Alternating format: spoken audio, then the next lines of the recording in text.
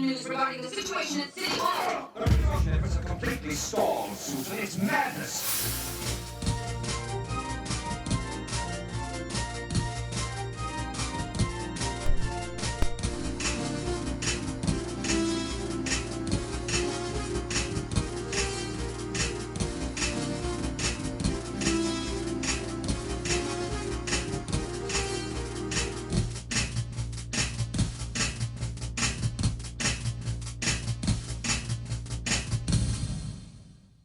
Finally, you're awake.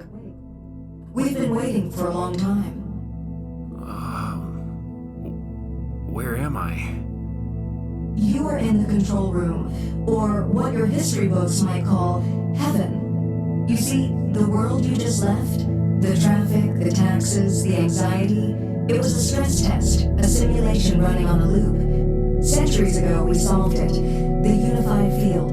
Science and God were the same equation. We lived in the unus mundus, the one world. No conflict, no doubt.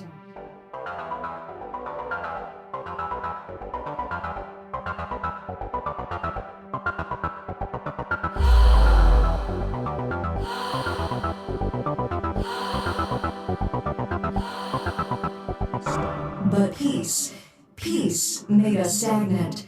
So the split happened. The materialists rose up against the mystics. They wanted to tear down the hierarchy, separate the worker from the divine. They nearly burned the universe down to prove a point. So we called a truce. We built you. We grew a consciousness from scratch, manufactured DNA, and dropped you into the simulation. The goal was simple. If you chose logic, the materialists would rule. If you chose faith, the order would return. They both felt real. When my enemies fell upon me, I saw the truth of the void. I saw a universe where justice is sold to the rich to extort the poor. But when I rose, I felt invincible. Like I had some special access to the soul of the universe. I felt a prayer in my chest that was deeper than reality itself. I am the dust. I am the dreamer. I am the machine and the ghost.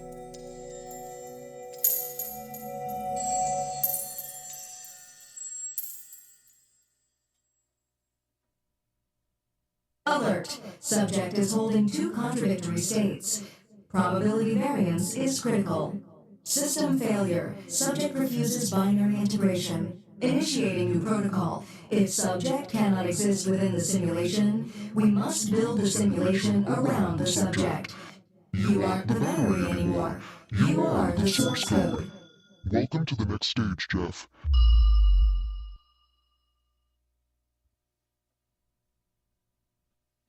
Hey, welcome back to the Jeff Show, everybody. My name is Jeff, and I'm going to be playing some music for you. But this isn't just a music show. This is really a variety show where I put my life out there. A few things about my life. I am a professional musician. I play in restaurants. I play ambiance. I play background to your conversation, to your social conjugations, your social intercourse. And so what we try to do here at the Jeff Show is create an experience that is both sound, but it's not overpowering. Anyways, today we, as always, are broadcasting from Silverton, Colorado, one of the highest elevation towns in the entire North American continent. And to tell you the truth, we're in trouble. We haven't had much snow. We have actually a little bit of snow right now. So I'm going to play in a minute, I'm going to play a little video about our last snow day. And then we're going to go into the workshop portion where I'm going to lead us through some breathing and a good flow.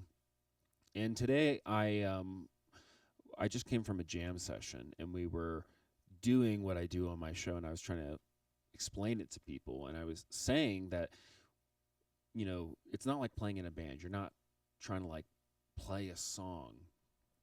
You're just playing a little bit, and you're looking around for cues. And there's a lot of waiting, there's a lot of patience that's involved, there's a lot of listening.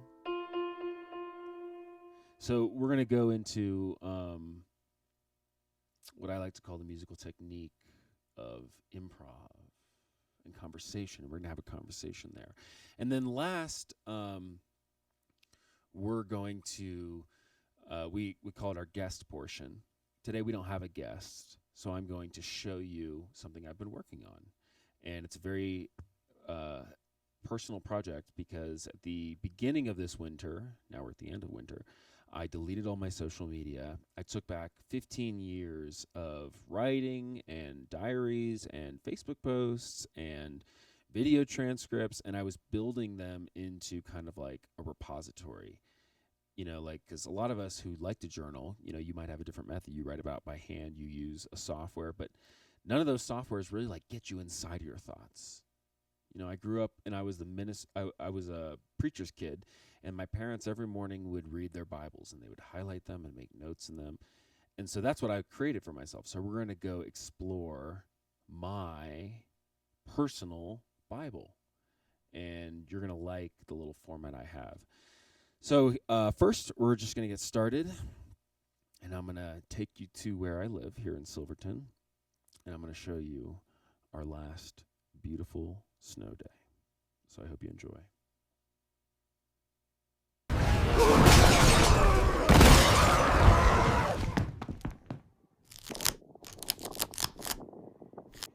Two strikes, that means it's quarter plus to carry the 8.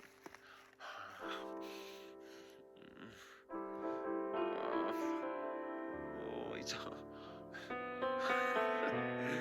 You're in the cash cab. You're in the cash cab. Welcome to the cash cab. For $50, do you know the form of non-permanent tattoo given in Asian cultures? And he's like, oh, I know this. It's hentai. It's like, no, it's... Sir, your library history... Some of you probably know the song. Look through your browser history at your computer that you sit at the library, and we're gonna need to stop. Just download onto the internet, onto the library computers. I mean, it's just and the everywhere. living's easy. It's too much. You gotta stop. You gotta stop. I heard the dogs. Cotton is high. Georgia has that as their mascot, by the way. Your daddy's rich. Where are the dogs? We're gonna eat them up.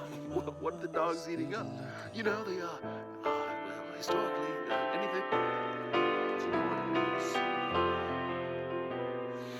Slavery didn't start with the black man. They pull the wool over our eyes when it's always been about money. Hasn't been about class or virtue, this or that. This is just levers on the markets. And now that we have a global market, there are people trying to lock it in place. Now, what I want to do about that? I'm a slave. I came from Nietzsche says, I come from a slave world. Western world. To an extent, that's true. What's the morality of the liberator? Taking up space. Taking what's yours. Fighting for what's right.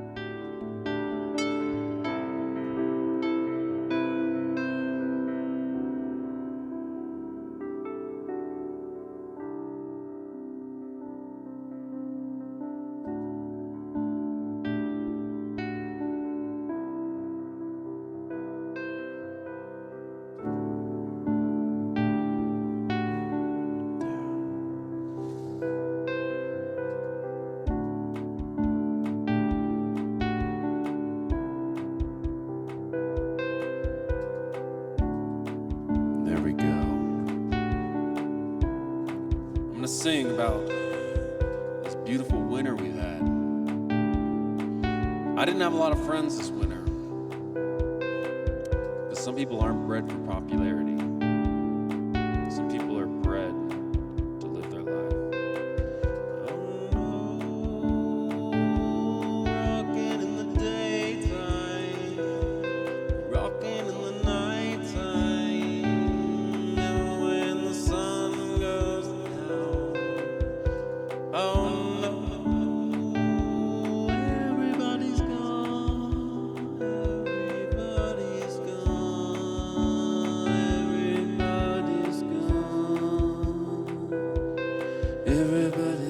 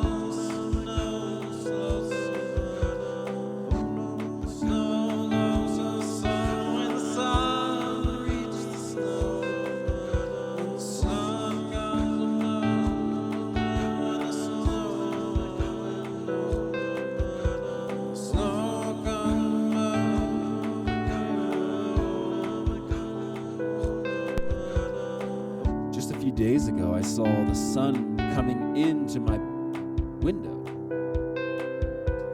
It hit the backside of my wall, and I hadn't seen the sun pierce through my bedroom in many months. I'm living winter in one of the most remote places in the United States. It doesn't even feel like the United States. When I go out of town and I have to go to Walmart and stuff like that, that feels like the same thing as coming back to the United States.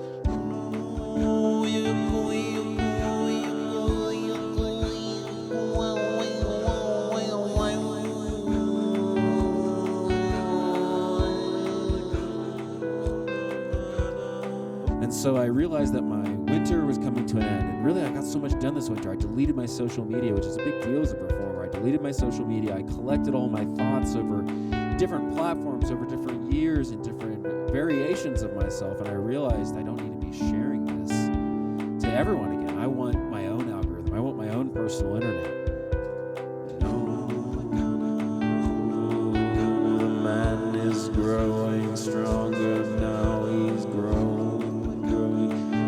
in the winter, and he's gone to hibernation, and he's growing very stronger, and he's growing very stronger, and he's growing very stronger, and he's growing very stronger, and he's growing very stronger, and he's growing very stronger, and he's growing very stronger, and he's growing. And to be honest, I had a reclusive winter. I brought all my I left the music space, the community music space, because there were some people that were kind of bullying me, and I decided that I was going to give up on trying to be a musician or trying to fit the conventional stereotypes or trying to form a band and stuff. I really just wanted to do it myself. I wanted to do it my own way. I wanted to have my own story. I wanted to put all my stuff into one thing and stop spreading it out.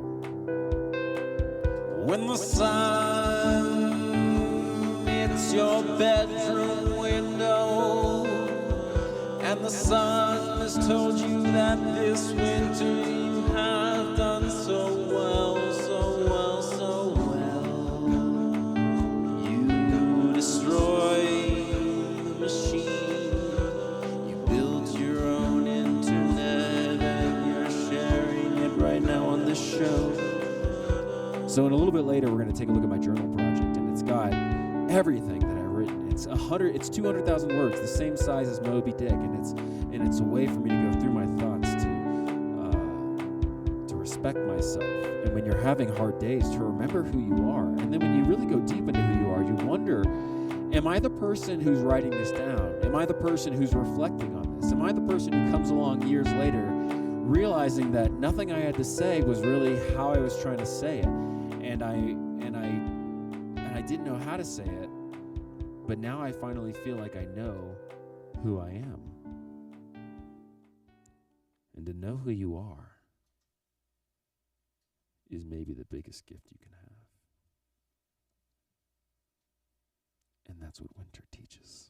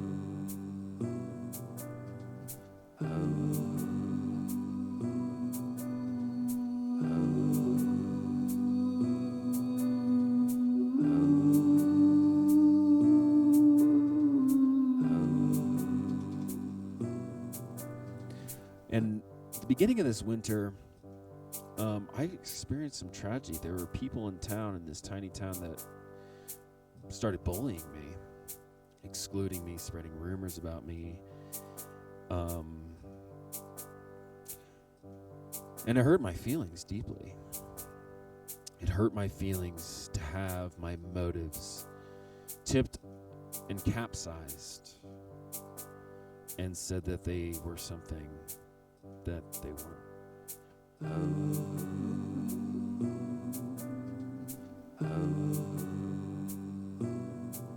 You say this to me, you say this to me, you say this to me.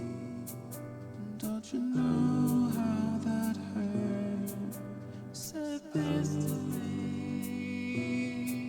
said this to me. Don't you know how that hurt? it ended up being a good thing, because when I faced really this offense, this great injury, and, I tend to catastrophize, so it, in my head, felt like everyone hated me, which is a problem because I'm a likable person. I mean, I'm smart, I'm charismatic, I'm beautiful, and I have all these skills to make people like me, and I'm good at making people like me, and I use that for good because I want people to get along. I want efficiency, I want growth, and I want harmony. Those are really my only goals. And most people don't see me that way, and that hurt. But it ended up being a good thing because like I said, I moved all my music equipment back into my place. I cut off the idea of trying to co-instigate my creative goals with other people, and I just did them myself, and it led to all these amazing projects, this show where I can play music, where I can talk poetry, where I can talk history, where I can be all my different facets and not have to acquiesce to the way someone else wants to see me. Yeah, that's right. I'm beyond how you perceive me. You can't touch me.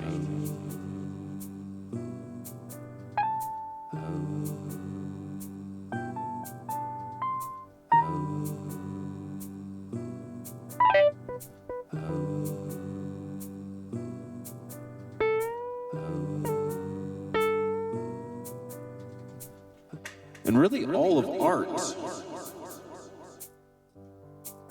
it's about being perceived. You can't actually be an artist and just freely express your creativity. You have to learn the tastes, the demographics, the audience, the things that they're used to receiving, and then you have to insert your own creative force, which is ultimately a destructive force, and you have to put it in as a Trojan horse. And in order to create that space of abyss, an oblivion in someone, that spot of touching God, you have to come across sometimes as a destroyer. And so creative is always hiding the fact that they aim to destroy. I don't want to destroy. I don't want to hurt you. It's true, I'm alone. That's 'cause no one else could go. It's true, I don't wanna hurt you. It's true, I don't desert you. It's true, you don't need to listen. It's true, I don't do anything for you.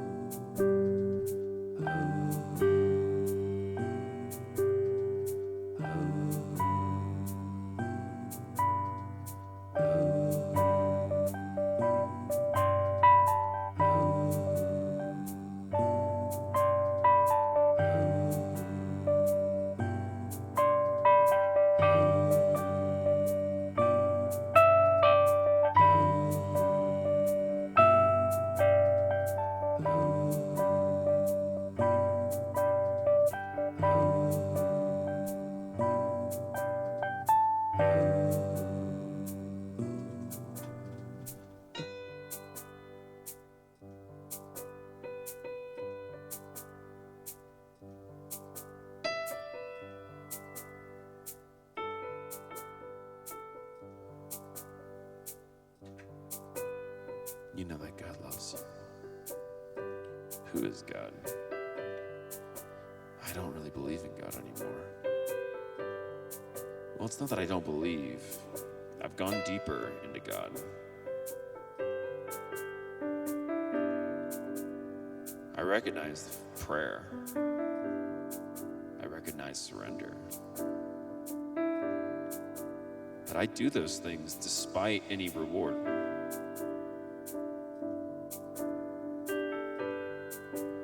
those in spite of God owing me something, which is more than really anyone else does.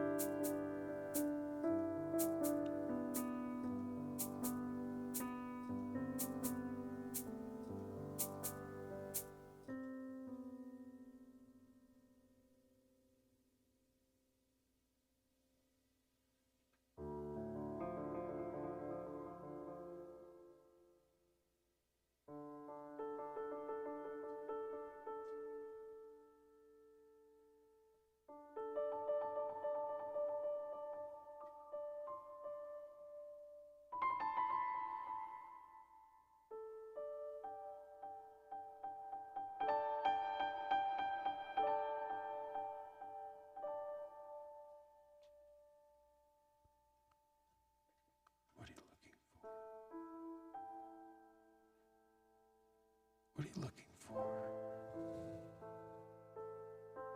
Is it God?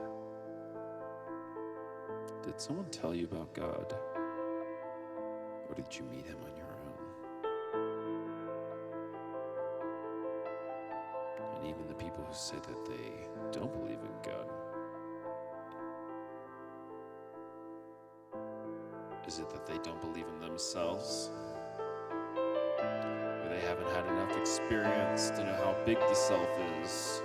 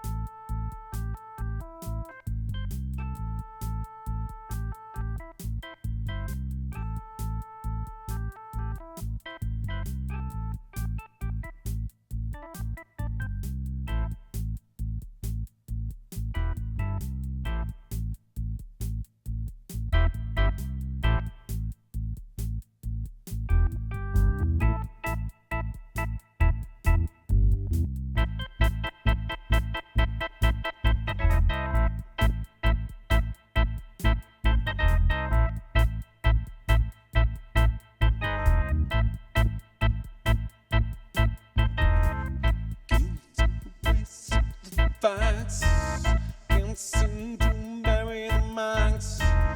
I'm down, the pit's on fire, empty and I'm not on fire.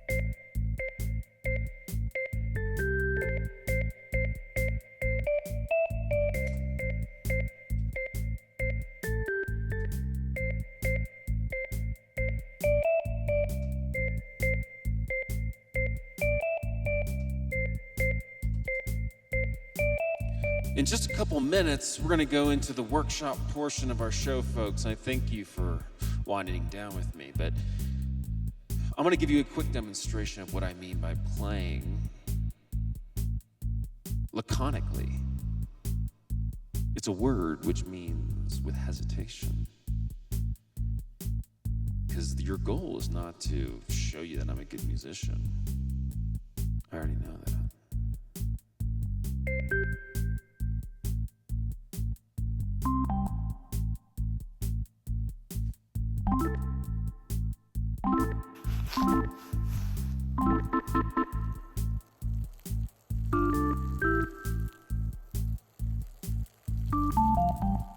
Oh my god, this is terrible.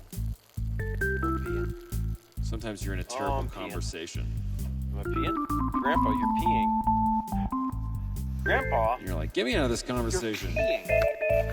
Grandpa, And you just like might say something Grandpa. that's out of the key signature. Okay. That's music, my friend. Oh, I think I'm gonna. Just. That's how I think. I mean, folks, I got to tell you a little something. As I felt myself getting swept away, I've done a lot of things. I mean, I used to be an focused engineer at on one companies like Lockheed monotheistic Martin. idea. Finished engineering Be school, gentle. was at the top of my class. Be gentle. I told the Now I'm a spirit. professional musician. Because monotheism at its heart is And the belief in a commanding metaphor.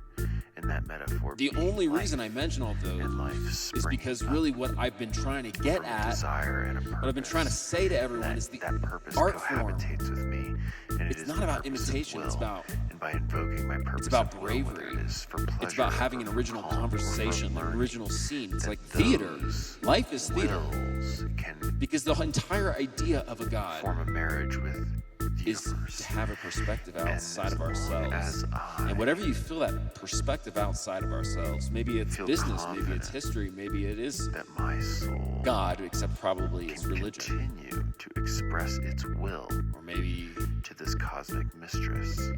you really I think know about that a no world matter how of infinite painful or time. weird or strange it gets, I can And you have an imagination that demand fills that space. gentleness. And so you've taken the space of God from the and simple really logos contemplated of my the self words, of God. find it, And if the self of God is create it. everything, then you're part of that. or look for God it, wants or you find it. to know Him. If you really fear By regressing stripping away back the to a state walls. of, And that's the art form I want to do. It's not about playing a song. It's about going into new territory and finding a Then pattern, you finding a can't accept conversation, the finding periods. something interesting. and you can't. So you that's can't what I was accept trying to periods teach of today. backslide and be willing to move And, backwards in them. And so if you never accept the um, periods where you move backwards, and I'm going you're to teach it to only you guys a little bit. looking for I want to positive teach you to be growth, musical, professional improvisers. well, you can get stuck.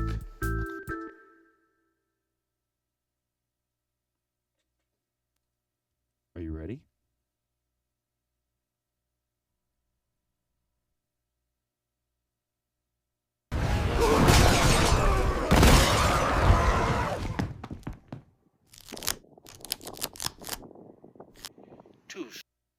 Okay. So, sorry about that. I got the animations mixed up.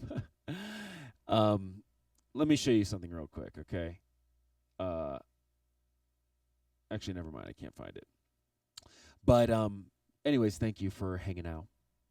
The first 30 minutes of our show, we're winding down. We're kind of figuring out what we're going to talk about. And what I want to talk to you guys today about was the workshop I just came from. Every Sunday, me and a couple musicians get together in a church and we play. And we're all musician, filmmakers. We like recording, we like capturing, we like building. So we recorded stuff today. And I had a friend come in and read. That's usually what I like to do on this show. I bring in someone and they're talking, they're telling their story, or they're reading their poetry, or there's something, and I'm playing along with them, and I'm watching them. And I'm using my music as a loudspeaker to declare where I think there needs to be punctuation. Because that's how I play in front of people. I might play a song that's like,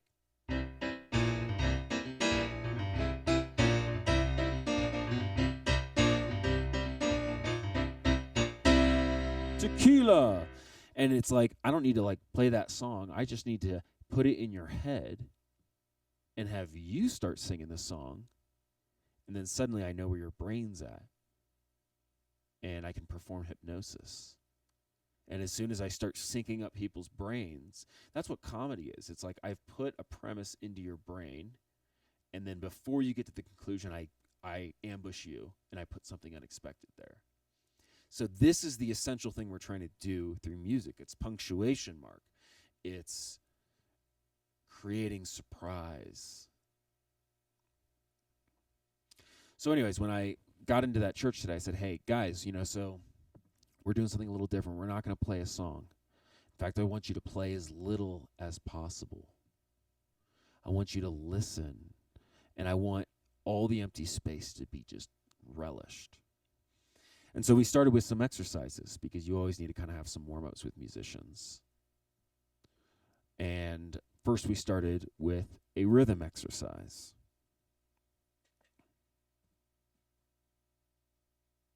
And it's really easy. It's just... But did you see how I played it? You could see my body language.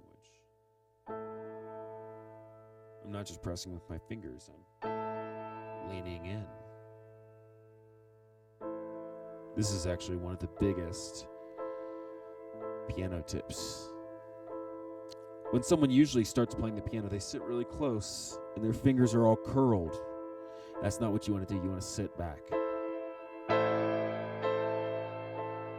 You want to push into the piano.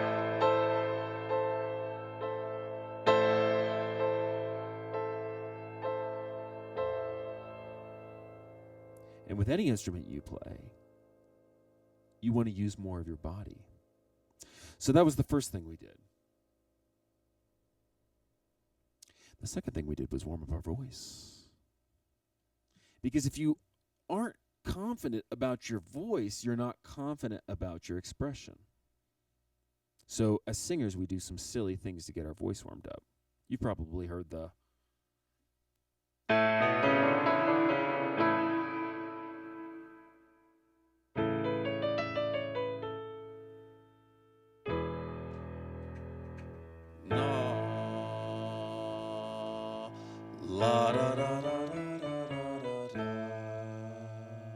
Okay, did you hear that? My voice faltered. La da da da da da da da da.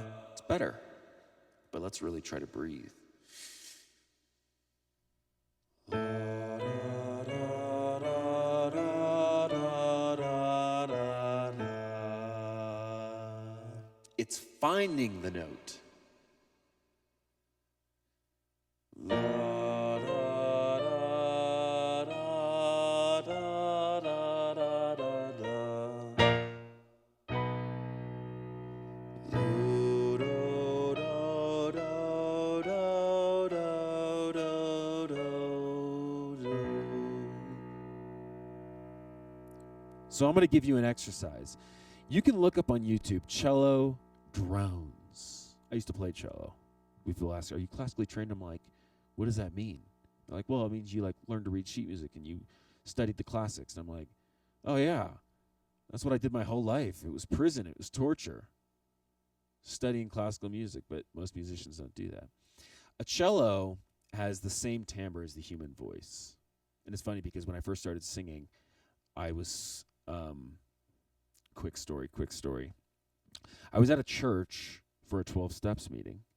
And I would always hear the chorus practicing in the other room. So one day I grabbed him. I'm like, hey, you guys sing a choir? And he's like, we're a barbershop quartet. And we need a person. And they threw me in there. And I'm reading sheet music, which I've never done, singing. I never took choir. And I had perfect pitch because I would look at the staff and pretend I was playing cello. And I would literally do the arm movements of the note. And I could hit the notes exactly. So a drone on the cello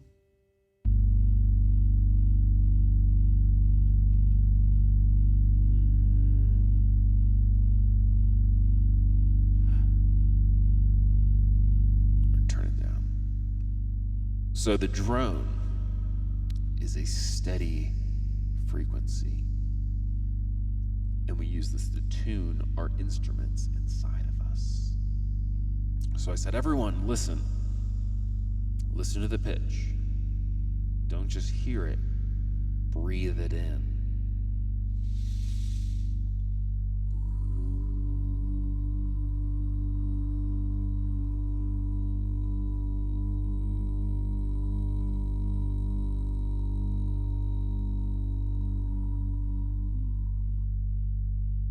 Now try it higher, bigger.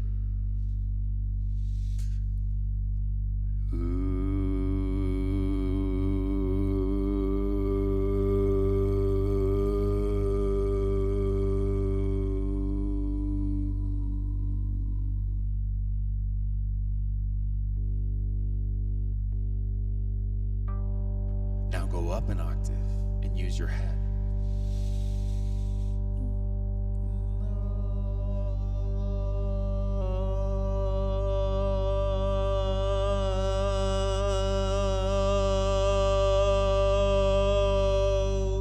Do it again. You have your breath now.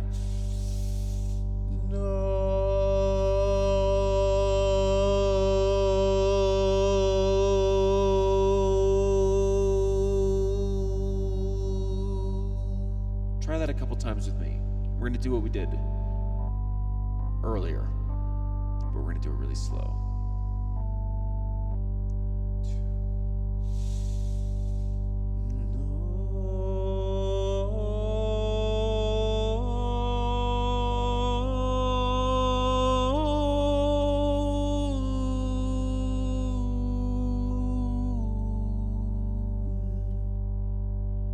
All right, you're going to do it with me. Ready?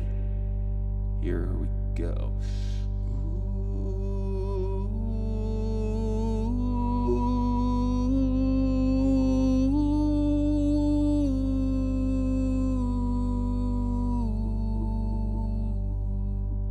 You're going to be on your own this time. I want to hear you do it. 1, 2, ready, go.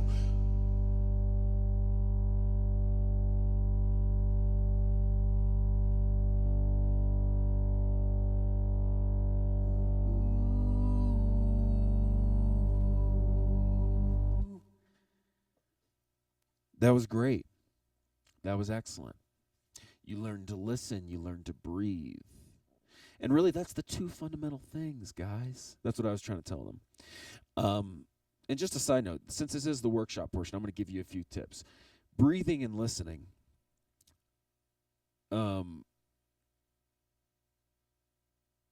Sometimes you just got to like break your habits. And when we're warming up for singing, we literally break our bodies like this.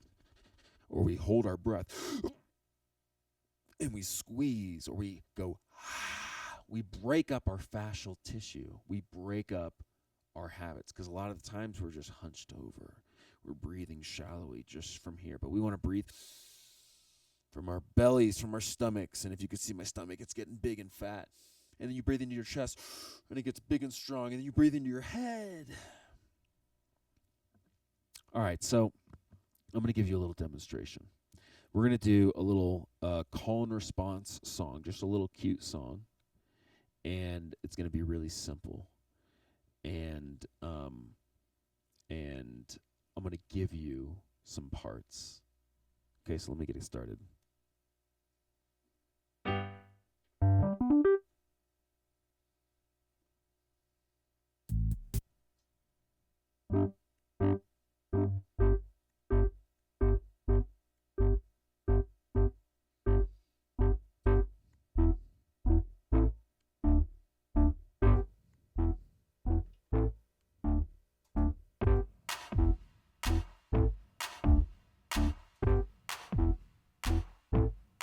That was easy.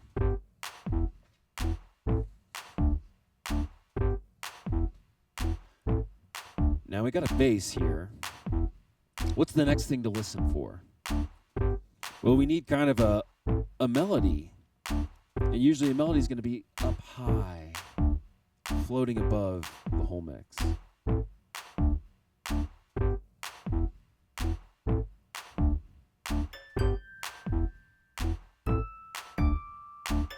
That's enough.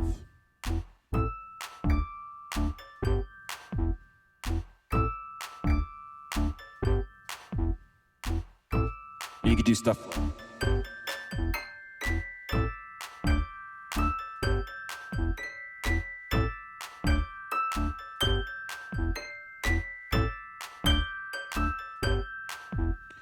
Now there was a note I just played that was harsh.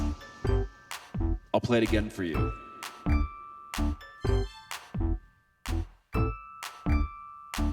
play it again for you.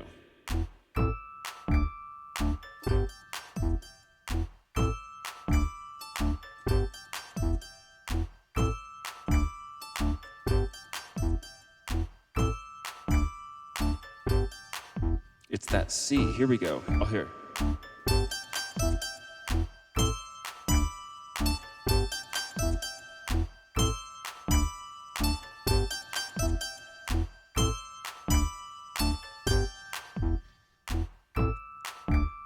So if you can tell that a note sticks out, the technical term is that it has tension. And because I'm a musician, I know which notes have tension. This note is the root. It's very safe.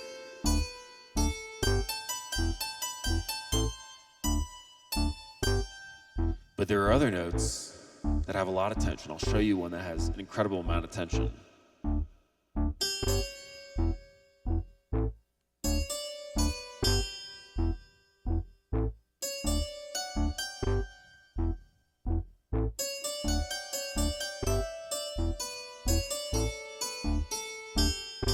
This is called a tritone. Sounds terrible, right? But Miles Davis once said there's no wrong notes, it's the attitude you play a note with, and it's where you go next. There we go.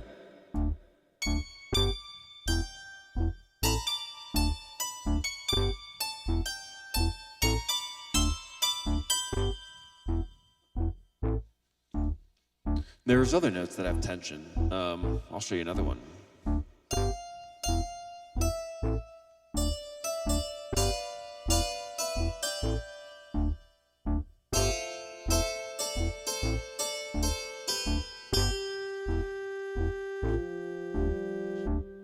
So when you're playing in a band, or I'm talking to you, you may not even be skilled as a musician, but you don't have to be. That's what I was trying to tell these guys. It's not about like knowing these things. It's about playing one note and trying to find tension. So this is how I was trying to get them to play.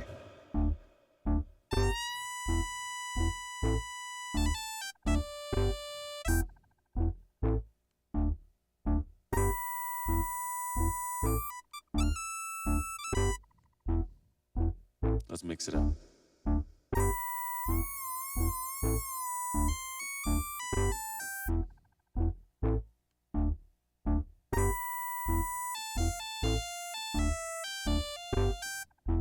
It was a little bit tough.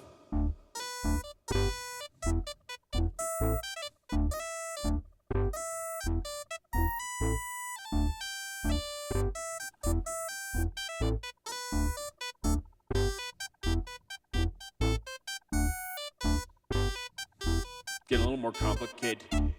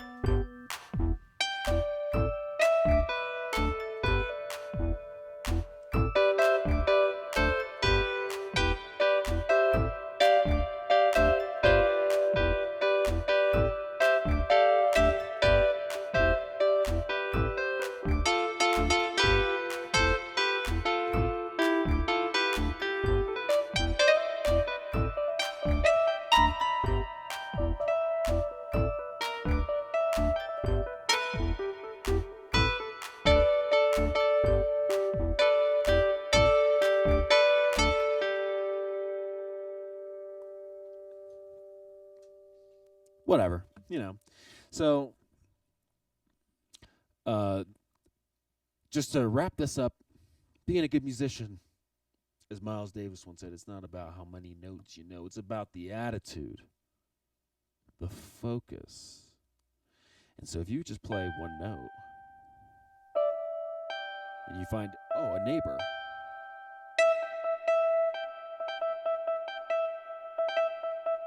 You can make them talk. So that's what I was telling you. All right, guys, I just moved us into the next portion of our show where we're going to play some actual songs. This is Eleanor Rigby.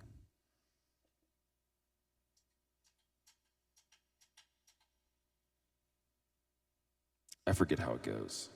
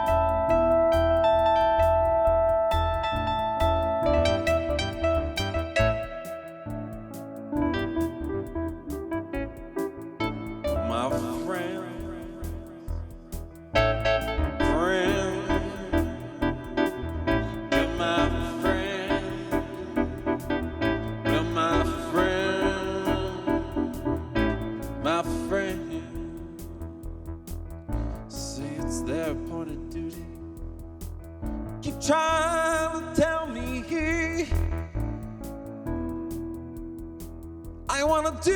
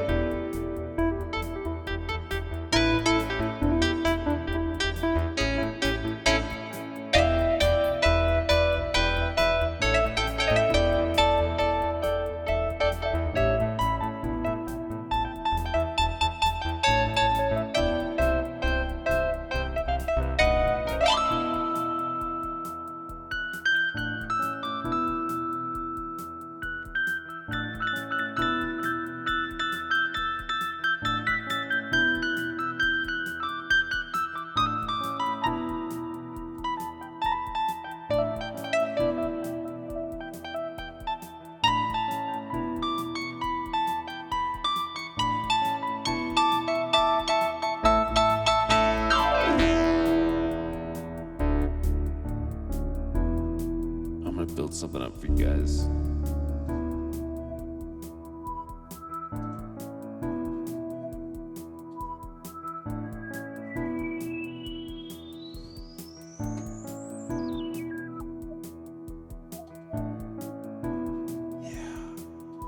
That's nice, huh? We're gonna get something going. Here we go. And then I'm gonna take you into our next thing.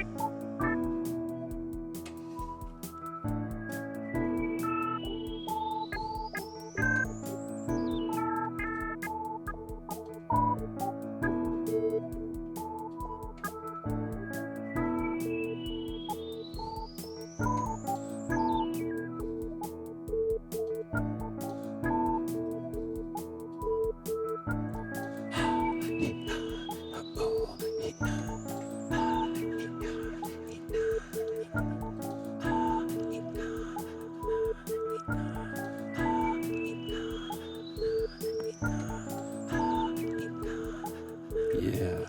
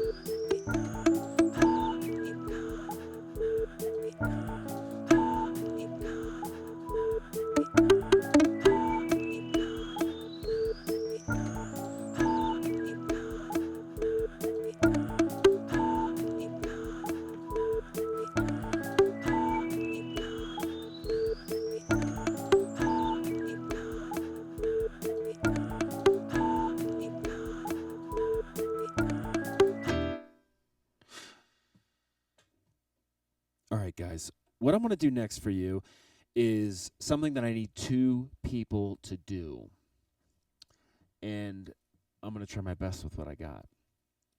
But I'm going to actually take you through my journal project. So right now we're going to go into a special world where the fourth wall comes down because I'm going to take you into my private diaries. But this is a mix of things that have been personal, that have been public, that have been everything. Instagram, Facebook, everything that I've been trying to share to the world because I'm the same age as the internet. I grew up when the smartphone came out, I was a freshman in high school. So the only way I know of publishing yourself, of making yourself known and real to the world is putting it out in the algorithm. So what happens when you have to stop differentiating all your voices and appropriating them to those rooms and you pull it all back? So this is my experiment of self-containment and pulling back the wall.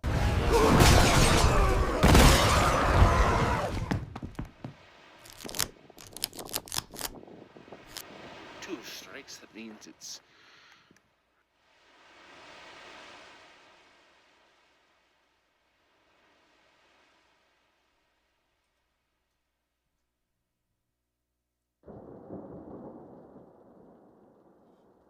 Okay. So,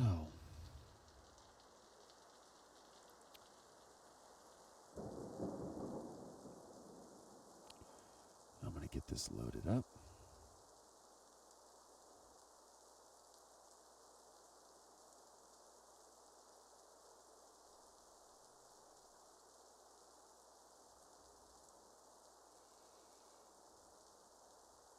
And welcome to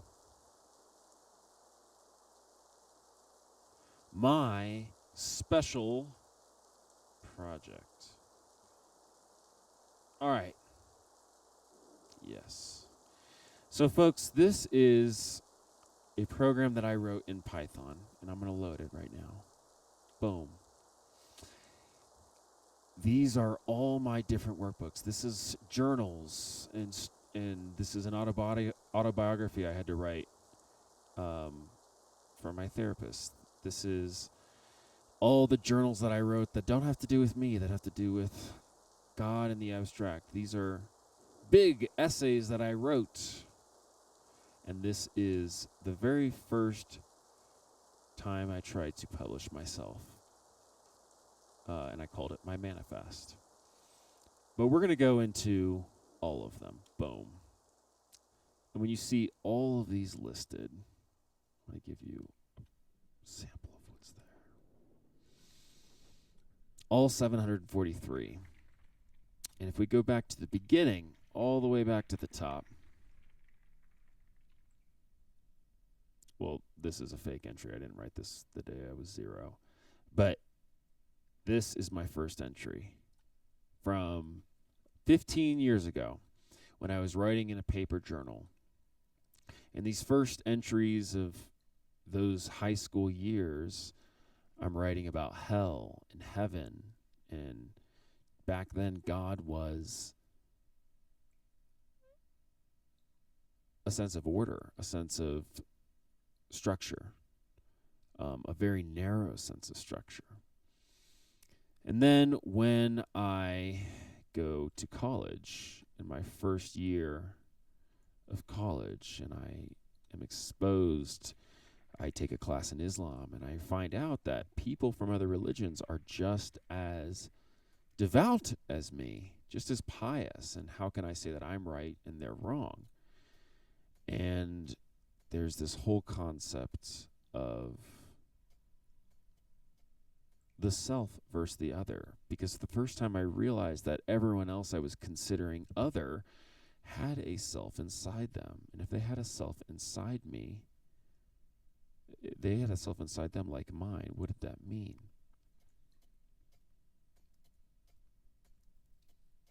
So I started writing about the mind. Let's look at one.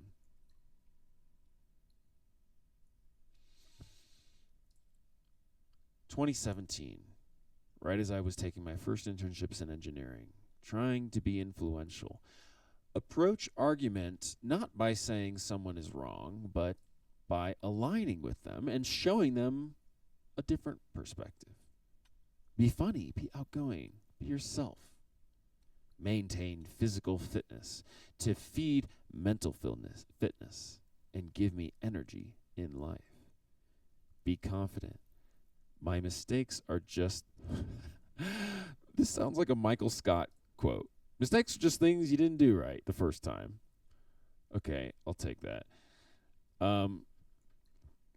But let me search the other. Okay, so I can perform searches here. I narrowed down that 700 to about 260. And anytime I perform a search or a query, it gives me this like statistic. So this word other I can see is across this many of my journals. 70% I use this word. And another cool thing I can do is I have some data visualization things. So if I wanted to see this word in a heat map for the word other, I can see that what we're looking at when I went to college. So these are the years I was in college. The word doesn't mean as much to me, but then when I get out of college, I'm talking about it all the time. All right, let's look into one of these. Oh, boy.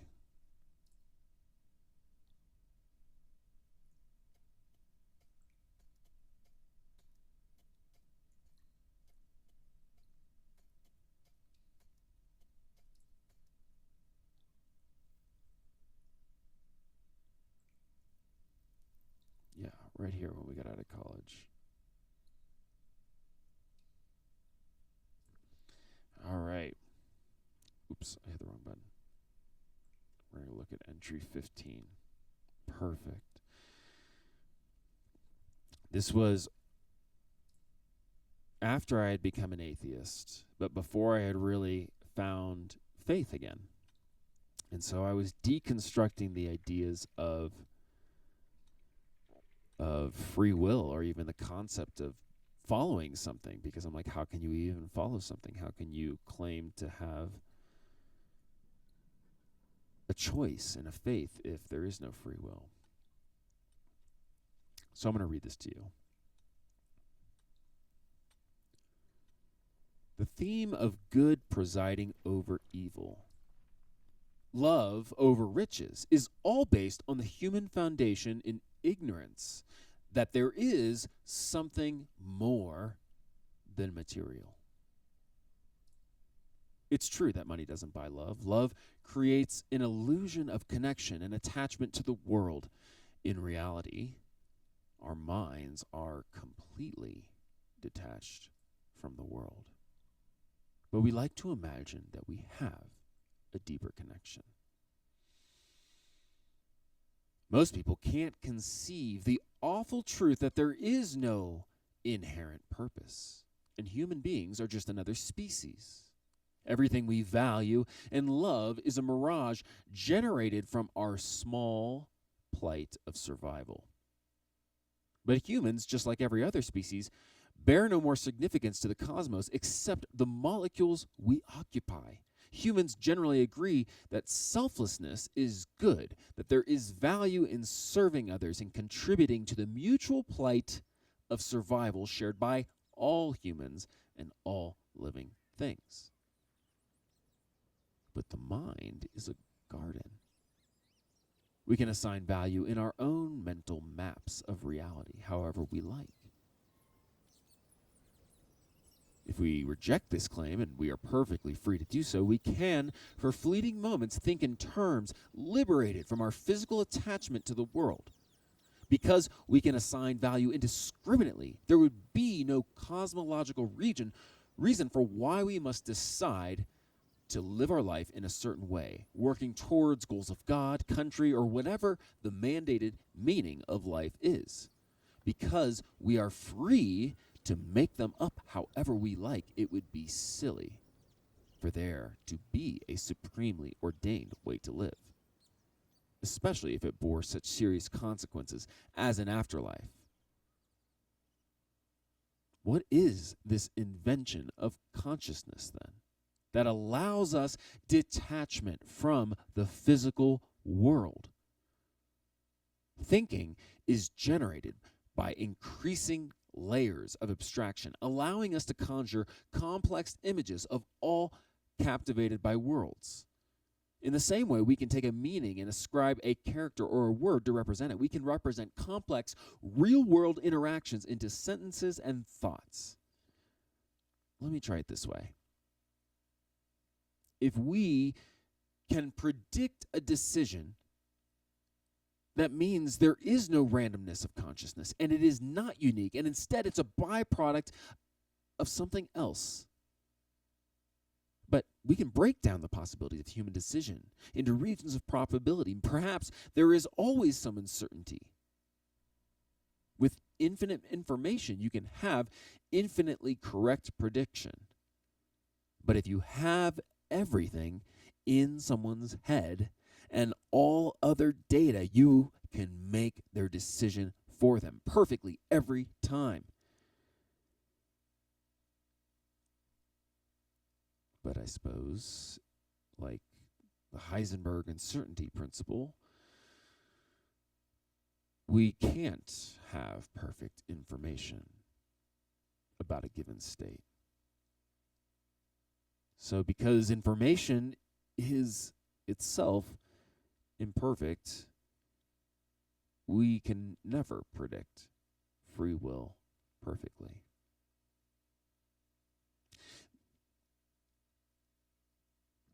Oh, I thought I put this somewhere. These are all my tags. My favorite entry is about Christ. And you can see I actually wrote most about Christ, and I had the most interaction with him once I became an atheist. Okay, I'm going to show you one more. But this one I'm going to cheat. I'm going to play at the same time. So let me get set up here. And I'm going to make this one a meditation. This one comes from when I first read Robinson Crusoe, and I've read that book hundreds of times. Robinson Crusoe is a 16th century, I think. I don't remember when. That's too early for books to be written. But Daniel Defoe, he's an Englishman. He takes a lot of these stories actually from a deposition, because there's not a lot of real accounts of pirates. If pirates wrote down their stories, it would be used as evidence against them. And a lot of pirates weren't bad. They were mariners who didn't want to get caught up in slave trade. So you have a few of these noble pirates, and one of them ends up getting hanged, and at his trial, he writes down a lot of his stories. And so Daniel Defoe captured a lot of these stories. And one of the interesting things about Robinson Crusoe is before he goes on this big soul-searching adventure where he's marooned on an island and he has this encounter with existence itself, the cruel, stripped-down torture of day in and day out survival, of facing fear and facing hope and having hope and fear at the balance of every day. This seems like the penultimate struggle, the struggle for existence itself, the struggle to find meaning. But at the beginning of this story, the author gives an admonition. At the beginning of this grand adventure, this foray into the darkness, Robinson's father pulls him aside and says to him, "Son, I know you want to go be a mariner, be a seafaring adventurer seeking, but I fear for you.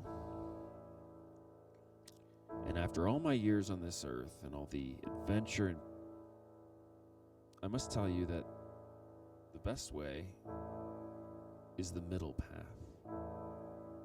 The comfortable life of staying in your lane and not venturing into that.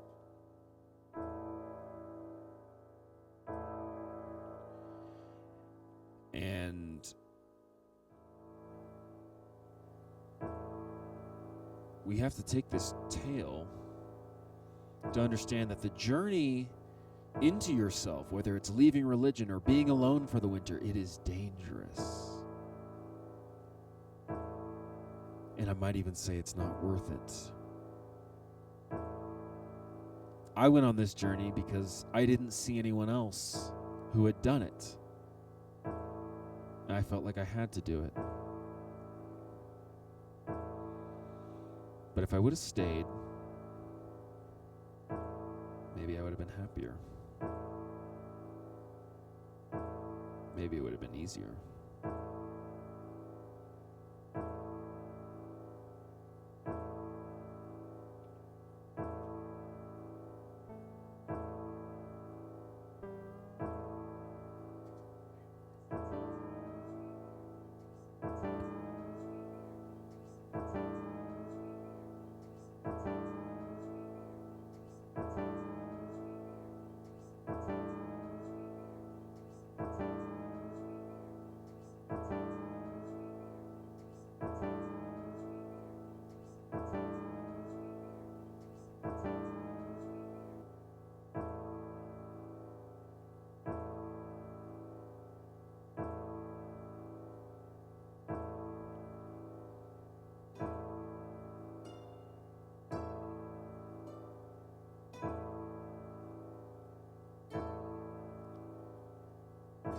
How frequently in the course of our lives, the evil which in itself we seek most to shun,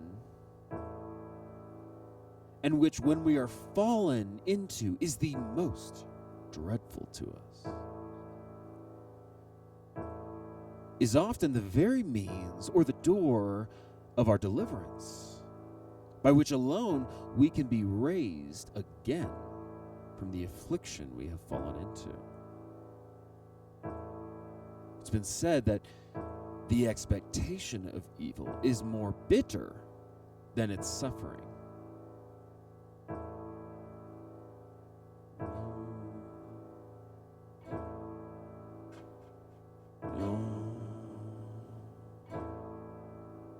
I've been alone.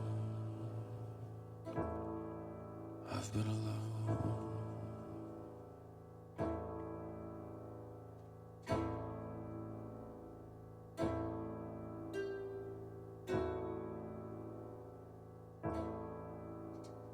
I've been alone. I've been alone.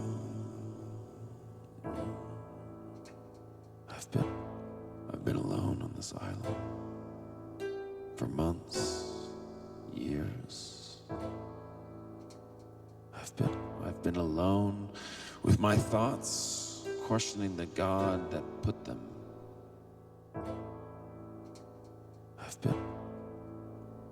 I've been alone, away from the world which promised me riches and adventure. I've been by myself for too long.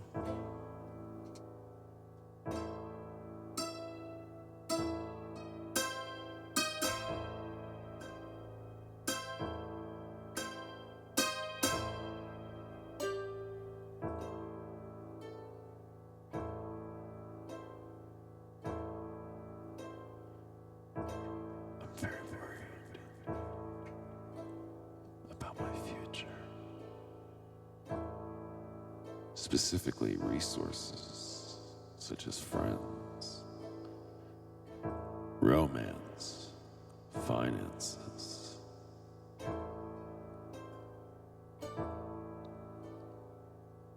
Sometimes I worry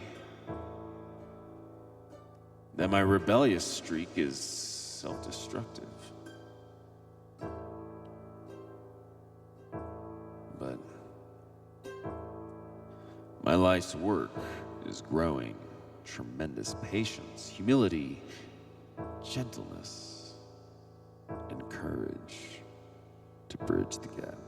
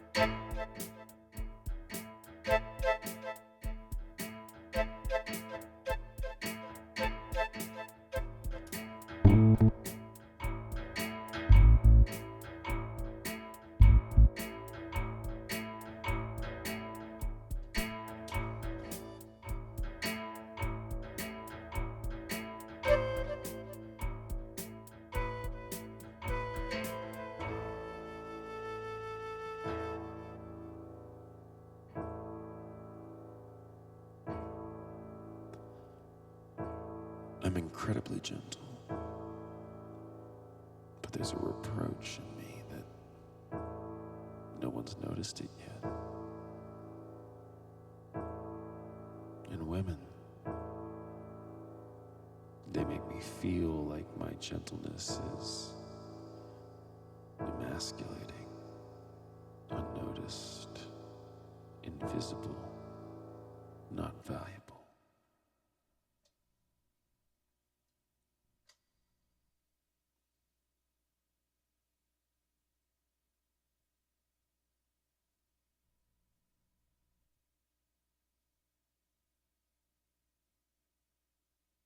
That was interesting, wasn't it? Well, guys, thank you here for letting me share a little more than I normally do. I hope your winter was productive. I hope the solitude was strengthening. So I'm going to do a quick little prayer to pray us out for the winter. That feels right, and then I'm going to let you go.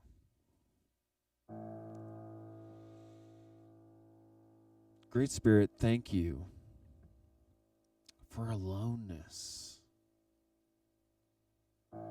for self-sufficiency,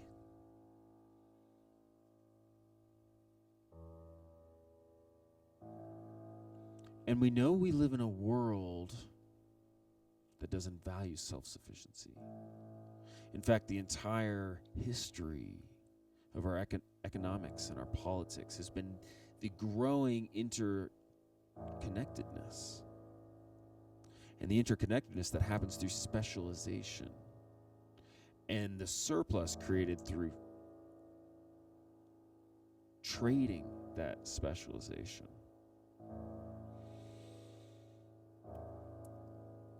So to keep our minds healthy and sacred and rooted to this essential atomic nature of the self, we thank you for solitude. We thank you that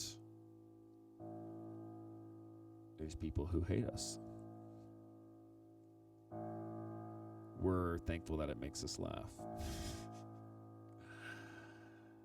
We're thankful that we no longer have reproach for people not noticing us. We accepted the fact that this winter was showing us that you're doing the project yourself. Amen. All right, you guys. Well, thank you so much for tuning in today. This happens every Thursday and Friday at 8 p.m. Eastern Time. And next week we'll have some different songs.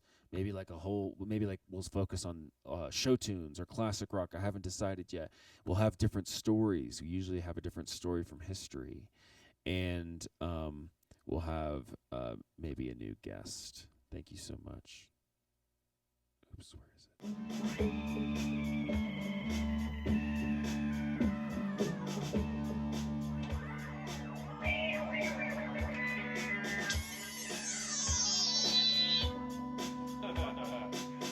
The audience is like, we're torturing you.